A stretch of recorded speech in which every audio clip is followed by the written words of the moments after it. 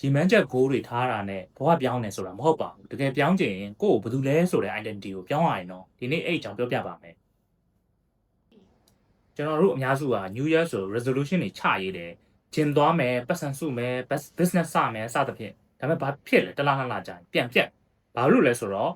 goal ထားပေမဲ့ကိုယ့်အမြင်နဲ့အမြင်ကမပြောင်းလို့ identity shift ကဘာလဲဆိုရင်ရိုးရိုးပြောရရင်ကိုယ့်ကိုပြောနေတဲ့ story ကိုပြောင်းလဲလိုက်တာဥပမာကျွန်တော်အဝကြီးပါကျမကြီးကို view မဆိုင်ဘူးဆိုတဲ့ story ကနေပြီးတော့ကျွန်တော်ကိုယ့်ခန္ဓာကိုယ်ကိုတတ်မိုးထားတဲ့လူဆိုတာမျိုး goal setting ကကျွန်တော် weight 10 kg ချမယ် identity shift ကတော့ကျွန်တော်ကကျမကြီးကိုလိုက်စားပြီးတော့ healthy lifestyle နဲ့နေတဲ့လူဆိုတာမျိုးကွာခြားချက်ကတော့ဒါပါပဲ goal setting ကပန်းနိုင်အောင်ပြတယ် identity shift ကတော့ကိုယ်လမ်းတစ်လျှောက်လုံးမောင်းနေပေးတယ်ကျွန်တော်ဘဝမှာဒီ shift ကိုကိုယ်တိုင်ခံစားခဲ့ဘူးတယ်အရင်ကဆိုရင်ကျွန်တော်ဖျား shift ကိုပြီးရင်ဆူတောင်းနေနည်းနည်းများအဲ့ဒါနဲ့နောက်ပိုင်းမှာကျွန်တော်ကဘယ်ကိစ္စမဆို positive energy ပြည့်နဲ့ best possible solution ရှာပြီးတော့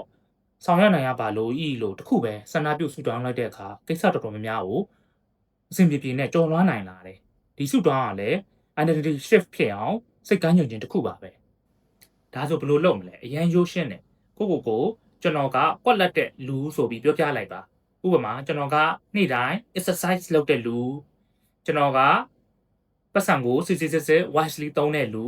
ကျွန်တော်ကကို business ကို serious ယူတဲ့လူဆိုပြီးပြောပြလိုက်ပါဒီလိုလုပ်လိုက်လို့ရှိရင်ကို action တွေကအဲ့ identity နဲ့ align ဖြစ်အောင်လို့ပြောင်းလဲလာမယ် motivation မလို့တော့ဘူးဘာလို့လဲဆိုတော့ဒါကို identity ဖြစ်သွားပြီဆိုတော့အကြံပေးချင်တာကတော့တစ်ခါပြောင်းရင် identity တစ်ခုပဲရှင်းရှင်းလင်းလင်း clearly ပြောင်းလဲလိုက်ပါကိုပြောင်းကျင်တဲ့ဒီ identity ရပြီးတော့မှ